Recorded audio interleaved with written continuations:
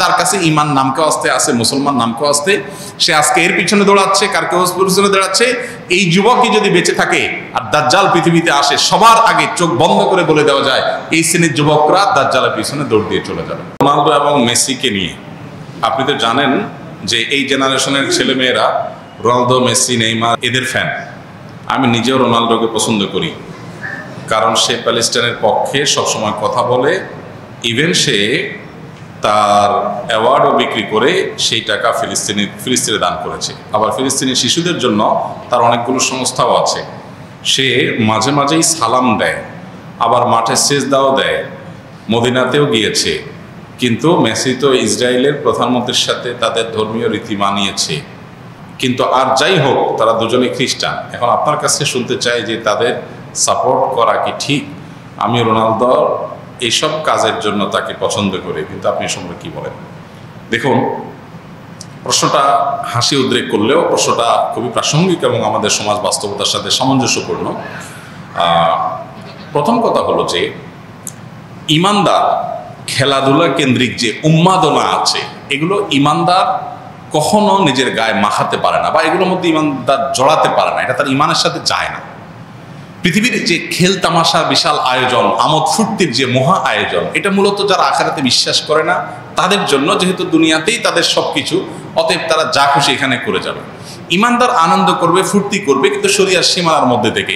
জীবনটাকে পুরো খেল তামাশায় পরিপূর্ণ করা, এটা কোনো ইমানদারের সাথে যায় না। যে ইমানদার জানে, বিশ্বাস করে, তার আকীদা, তার ঈমান আছে যে সে আল্লাহর সামনে দাঁড়াবে, অনন্তকালের জীবনের হিসাব দিতে হবে, সে আনন্দ ফুর্তি করাটাকেই জীবনের মূল লক্ষ্যে পরিণত করতে পারে না। আজকের পৃথিবীতে এই সমস্ত খেলার যে বড় বড় আয়োজনগুলো আছে, এই আয়োজনগুলো ভোগবাদী পৃথিবীতে, আখিরাত বিমুখ পৃথিবীতে মানুষকে মজা দেওয়ার জন্য, এন্টারটেইনমেন্ট করার জন্য করছে।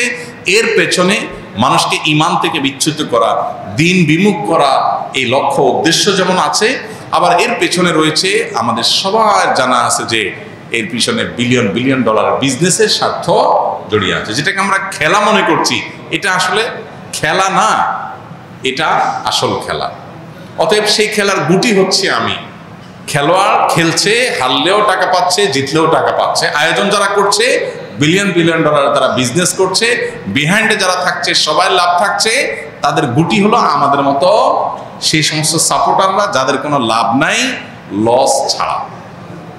আমরা উত্তেজিত হয়ে যাচ্ছি, আমরা কেঁদে দিচ্ছি, হেসে দিচ্ছি। এই যে আমাদেরকে বোকা বানিয়ে মাঝখান থেকে তারা তাদের স্বার্থ হাসিল করছে। আমি নিজে যদি খেলি, আমার শারীরিক কসরত হয়, আমার ব্যায়াম হয়, স্বাস্থ্য ভালো থাকে, ইসলাম সেটাকে অ্যালাউ করে।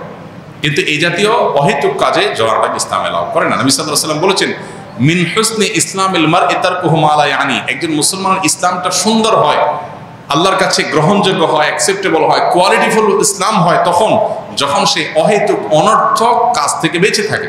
এখন আপনি যদি এই জাতীয় অহেতুক কাজ, যেটাতে আপনার দুনিয়াবি কোনো ফিডব্যাক আসছে না, আখিরাতের কোনো ফিডব্যাক আসছে না, অর্থবহ কিছু আসছে না, সেটাতে আপনি যদি এরকম মত্ত হয়ে যান, সেটা আপনার ঈমান আমলের সাথে সঙ্গতিপূর্ণ নয়। এই জন্য এটা থেকে আমাদের বিরত থাকতে হবে। এটা হলো মূল কথা। এবার আসা যাক, খেলোয়াড়দের কোনো খেলোয়াড় ইসলাম, মুসলমান, মুসলমানদের স্বার্থ, মাজলুমদের স্বার্থ তার মাধ্যমে রক্ষা হয়। সেই কারণে মুসলিম মাত্রেই তার প্রতি সিম্পেথি চলে আসবে। এটা খুব স্বাভাবিক একটা বিষয় যে একজন মানুষ অমুসলিম হওয়ার পরও তিনি আমাদের স্বার্থ সংশ্লিষ্ট বিষয়গুলোতে আমাদের পক্ষাবলম্বন করছেন। এটার কারণে তার প্রতি একটা দুর্বলতা চলে আসাটা একটা স্বাভাবিক ব্যাপার। এটুকু পর্যন্ত দোষণীয় না। কিন্তু সিম্পেথি দেখিয়ে আপনি বিসমিল্লাহ বলে তার খেলা দেখা শুরু করে দিলেন, যে আমি যেহেতু তার সাপোর্ট করি বা তাকে তার এই কাজগুলোকে পছন্দ করি, এই জন্য তার খেলাতেই লেগে গেলাম, তাহলে তো মুশকিল। এখন আমাদের দেশে যে আর্জেন্টিনা, ব্রাজিল, বিএনপি, আওয়ামী লীগের মতো মুখোমুখি অবস্থান আমাদের দেশে দীর্ঘদিন পর্যন্ত যে চলে আসছে, ওই জায়গা থেকে রাজনৈতিক বিরোধের মতো এই খেলার ক্ষেত্রেও মানে কাজ না থাকলে যা হয়, এত বেকার মানুষ এদেশে, সুবহানাল্লাহ। অবশ্য গোটা পৃথিবীতে উন্নত দেশগুলোতেও এই উন্মাদনা ওরা ছড়া দিতে পারছে। মানুষকে বোকা বানিয়ে তারা তাদের স্বার্থগুলো হাসিল করছে, এজেন্ডাগুলো বাস্তবায়ন করছে, মানুষ মোরাল দিকটাকে ধ্বংস করে দিচ্ছে। যাই হোক, তো এই যে ব্রাজিল আর্জেন্টিনার মত পার্থক্য, আপনি হয়তো কোনো একটা দেশের সাপোর্ট করেন, ব্রাজিলের সাপোর্ট করেন বা আর্জেন্টিনার সাপোর্ট করেন, তো যেই দলের সাপোর্ট করেন ওই দলের একটা মুসলমান খেলোয়াড় খুঁজে বাইর করছেন, অথবা একটু মুসলমানদের পক্ষে ফিলিস্তিনের পক্ষে সাপোর্ট দুইটারে খুঁজে বাইর করে এবার এটা দিয়ে দলিল দিচ্ছেন, দেখো আমি এই জন্য এই দলের সাপোর্ট করি।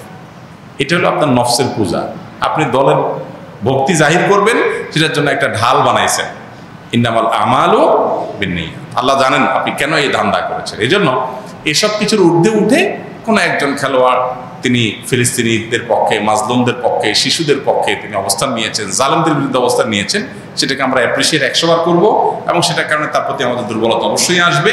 দুর্বলতা এসে আমি তার ভক্ত হওয়ার চাইতে তার জন্য দোয়া করবো, আল্লাহ তাকে যেন হেদায়েত দান করে। এটা হলো একজন ইমানদারের স্টেপ, একজন ইমানদারের প্রকৃত অর্থে পদক্ষেপ। অতএব এটুকু পর্যন্ত দোষের কিছু না। এর বাইরে যারা আল্লাহকে বিশ্বাস করে না, যারা জালিমদের পক্ষ অবলম্বন করে, সে যত বড় খেলোয়াড় হোক না কেন, তার পেছনে আমরা যেভাবে ছুটে চলেছি, এই যদি হয় আমাদের অবস্থা, দাজ্জাল যখন আসবে তার হাতে জীবন মৃত্যু থাকবে, ম্যাজিক থাকবে, রিজিক থাকবে, পৃথিবীর খাদ্য পানীয় সব তার কন্ট্রোলে থাকবে, তাহলে তার পেছনে হ্যামিলনের বাসিয়ালার পেছনে ঘোরার মতো করে কি পরিমাণ আমরা তরুণরা দৌড়াবো, সেটা এই খেলোয়াড়দের পিছনে দৌড়ানো দেখে কিছুটা অনুমান করা যায়। একজন খেলোয়াড়ের পায়ের ভেলকি দেখে যদি আপনি তার ভক্ত হয়ে যান, তার আদর্শ, তার আইডিওলজি, তার ইমান কুফর সংশ্লিষ্ট বিষয়ে তার অবস্থান, তারপরে জুলুম এবং অত্যাচারীদের পক্ষে তার অবস্থানে সব কিছুকে ছাপিয়ে শুধু তার খেলার কারণে যদি আপনি তার ভক্ত হয়ে যান, তাহলে আপনার আদর্শ বলতে কিছু নাই। আপনি জাস্ট একজন আপনার নিজের প্রবৃত্তির পূজারী। আপনার আকল যদি থাকে, একজন খুনিদের পক্ষাবলম্বনকারী, জালিমদের পক্ষাবলম্বনকারী, অভিশপ্তদের পক্ষাবলম্বনকারী এবং অন্যায়ের পক্ষাবলম্বনকারী, শিরকে লিপ্ত, আপনার রবকে যে গালি দেয়, আপনার রবের প্রতি যার অবিশ্বাস আছে, তার খেলা দেখে আপনি পাগল হতে পারেন না। একজন লোক অনেক ভালো খেলোয়াড়, অনেক চমৎকার খেলে, অনেক ম্যাজিক্যাল আপনার তার স্টেপ পদক্ষেপ আছে, অনেক তার ভালো পারফরমেন্স আছে।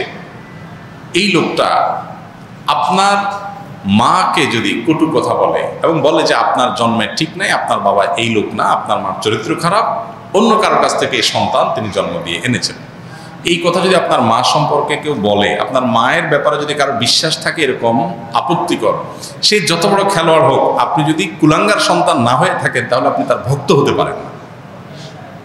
আপনি যে রবের প্রতি ঈমান এনেছেন, সে রবের অস্তিত্ব, রবকে যে স্বীকৃতি দেয় না, বরং সে রব সম্পর্কে যে কটু কথা, কটু বিশ্বাস, ভুল বিশ্বাস, ভ্রান্ত বিশ্বাস রাখে, সে যত বড় খেলোয়াড় হোক, আমার আদর্শ তাকে আমার ভক্ত হতে দেয় না, বাধা দেয়। এটা আদর্শের ব্যাপার। আর যার কাছে ঈমান নামকে আসতে আছে, মুসলমান নামকে আসতে, সে আজকে এর পিছনে দৌড়াচ্ছে, কার কেউ পিছনে দৌড়াচ্ছে। এই যুবকই যদি বেঁচে থাকে আর দাজ্জাল পৃথিবীতে আসে, সবার আগে চোখ বন্ধ করে বলে দেওয়া যায় এই শ্রেণীর যুবকরা দাজ্জালের পিছনে দৌড় দিয়ে চলে যাবে। তার হাতে আরো বেশি ম্যাজিক থাকবে, আরো ভক্ত হওয়ার, ফান হওয়ার মতো বহু আইটেম থাকবে। আমাদের অনেক তরুণরা কোরিয়ার আপনার কি বিটিএস, এই তরুণদের ফান হয়ে যাচ্ছে, অনেক ছেলেরা মেয়েরা। এর কারণ হলো তাদের মধ্যে ঈমানের চেতনা নেই, আদর্শ নেই। তারা আদর্শ তাকে এই সমস্ত অন্যায় থেকে বিরত রাখবার কথা। আল্লাহ আমাদেরকে বোঝার তৌফিক দান করুন।